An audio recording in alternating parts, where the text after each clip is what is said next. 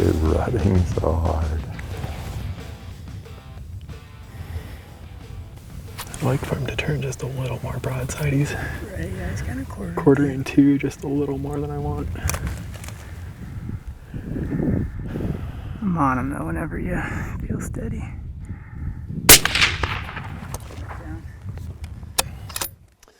Hey folks, hope you're having a great day. We are rolling through application season here, and our goal has been to help you get your tag for 2024. Somewhere, some state, some species, we want you to be out hunting.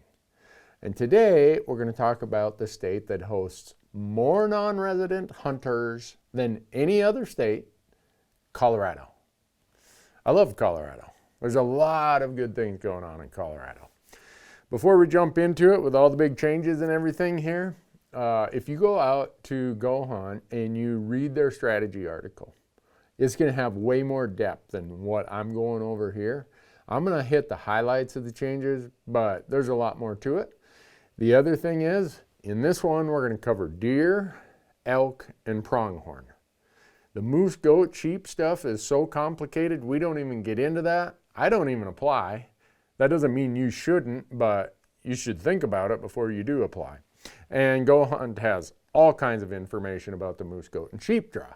So if you're interested, go out there, sign up for Insider, and when you do, using promo code Randy, they'll give you $50 of credit in the gear shop.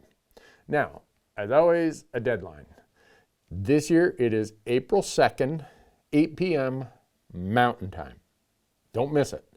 The results will come out sometime in late May, usually the last week of May for deer, elk, and pronghorn. Now, I want to get into two big changes in Colorado and one smaller change. And the one smaller change, I'll just say that right away. Every year it changes. Colorado has a consumer price index inflator. In other words, a CPI indexing for all of their license fees. So every year it goes up a little bit, little bit, little bit. That's the small change. Here are the two big changes. One is the non-resident and resident allocation. It used to be 65 to residents, 35 to non-residents. It's changing from 65-35 to 75-25. And some of you are going to say, hey, wait, there were some units we only got 20%. Yeah, going back for a long time. If a unit for 3 consecutive years requires 6 resident points to draw, that means it's a high demand unit. Well, in those cases, it's 80-20. Residents get 80, non-residents get 20. That hasn't changed. And before you get your hair on fire over that, just know that Colorado is still the most, even at 25%, they're the most generous of all the Western states. Now, you've always heard me say, don't be a point buyer if you can help it, right? If you have the points and it fits your budget and it fits your calendar, go hunt that year. The reason I say that is every time a change like this comes up, it devalues every non-residence points. You're going to see point creep this year. Just a fact of how it works. Just math. Now I'm going to get into the really big change that I want you to know about, and this only applies to elk. Colorado previously had over 90 units where you could hunt over the counter. And by that, I mean, you just show up there, go to the Parks and Wildlife office, buy your license, and off you go. Or you could just buy it online. And that was for the archery season and for the second rifle season and the third rifle season. Muzzleloader, early rifle, first rifle, and fourth rifle were all on a limited entry draw. But archery, second and third rifle were over the counter. And they still are for a lot of units. But there's a lot of units, and it might be one of your favorite units that got changed this year. And they did that to address crowding in the archery season and to address the fact that there was a heavy amount, or a greater amount of winter kill than they expected from the winter of 22-23.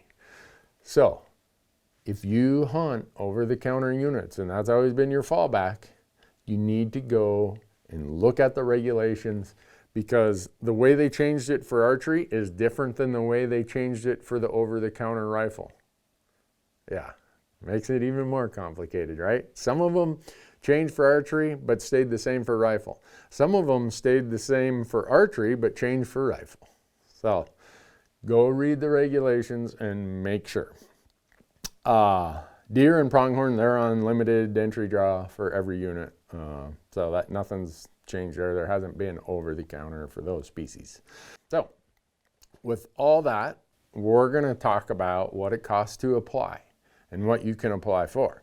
In Colorado, you can apply for deer, elk, pronghorn, Shiras moose, bighorn sheep, desert bighorn, and mountain goat.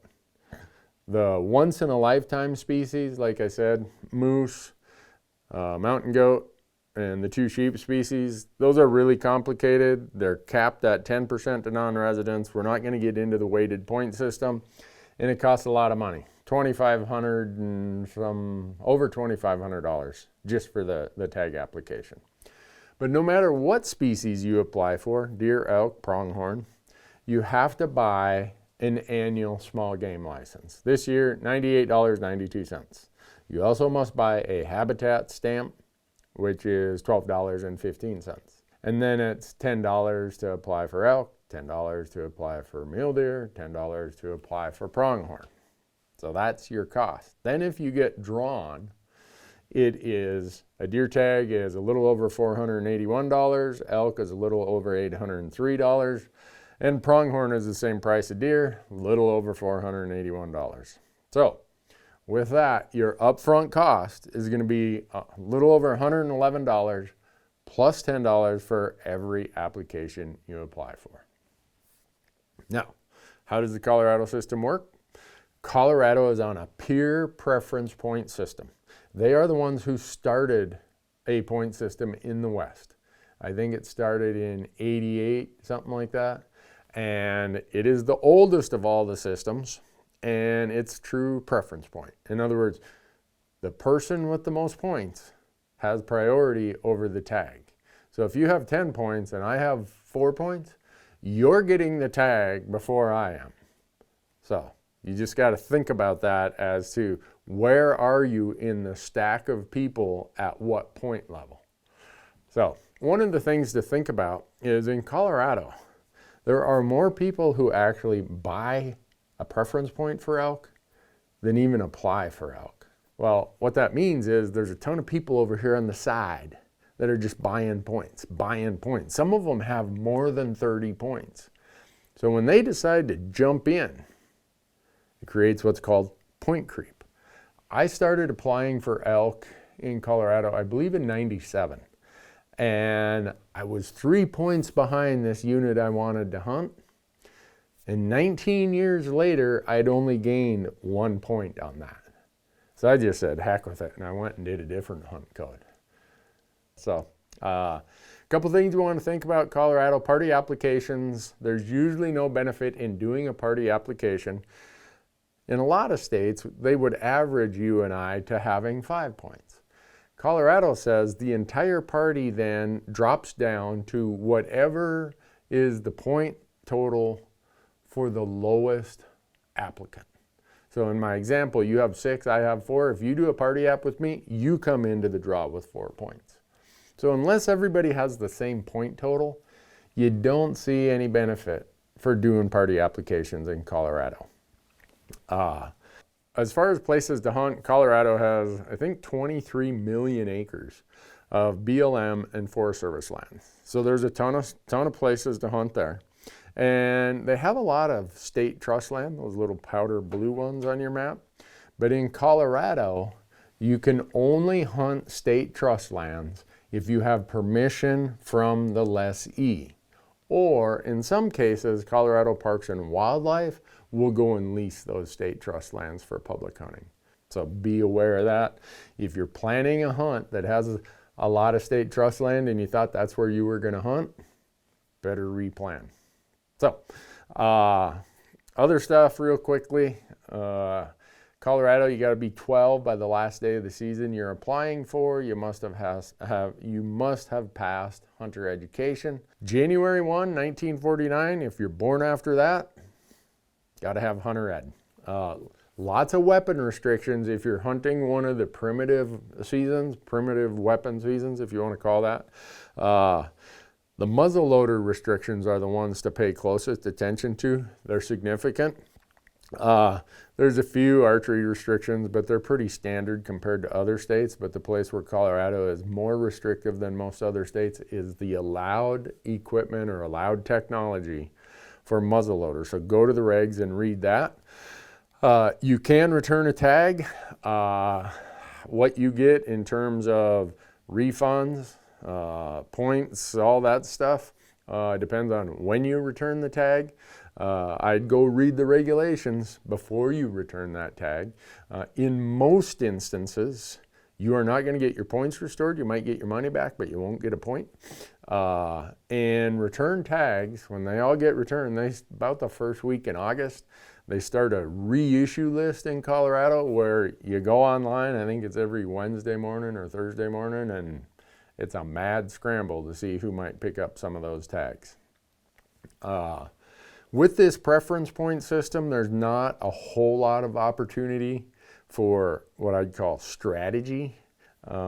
They look at your first choice and then they go to the next applicant. So they do all the first choices first and then they go to second choice. So it's not like some of the other states where, say New Mexico, they look at your first, second, and third before they go to the next applicant. No, everything in Colorado is they look at the first choice first. So with that, I tell people, think about where you're at in the point pile. For elk, you're probably going to burn your points every 3 to 5 years. Sometimes you can burn them even easier than that. It just depends on where you want to go. But once you start getting over 5 points, the difference in quality between a unit you can get with 6 to 15 points isn't much different than what you can get with 3 to 5 points. So I burn my points regularly in Colorado. For deer, the biggest thing that drives how applicant behavior occurs in Colorado is what they have as season dates. And Colorado goes on a 5-year season structure, and the deer applicants usually look at those dates. And I think it was 2021 or 2022, the dates went really late into November, further than they ever have. And then every year they've been coming back a day, and this year they jumped 2 days earlier. So I think some people might be sitting on their points for deer in 2024 to see what the next set of season dates are. Whether or not that turns out to be a good strategy, I don't know, but I expect a bit more of point buying this year for deer than in the previous years. Maybe I'll be wrong. Non-residents used to never have a cap for pronghorn. Last year, the year before, they put the non-resident cap on, so we're also restricted to 25% of those pronghorn tags now. So the number of points that's required in the non-resident side of the draw has went up dramatically once they put that cap on for pronghorn. So Colorado is the king of mule deer. Even though they've been pushing seasons later into November, everybody would agree they've been cropping off some of those really old bucks that Colorado used to be known for. And they've done that as a design management strategy as part of their way to combat chronic wasting disease. It's been met with a lot of criticism, but that's what they're doing right now. But even at that, Colorado is still the king of mule deer. Colorado hosts the most non-resident elk hunters for sure, and I think also the most non-resident mule deer hunters. It has the oldest, or whatever you want to call it, the most tenured of all of the point systems. And because of that, you can expect point creep. And every time the non-resident quota shrinks, non-resident point creep goes up accordingly. So don't miss that April 2nd deadline. If you want way more than this, go out to Go Hunt, sign up using promo code Randy. They'll give you $50 of credit in the gear shop, and their draw odds, their strategy articles will give you way more information than what I just put in this video. Good luck. Thanks for watching.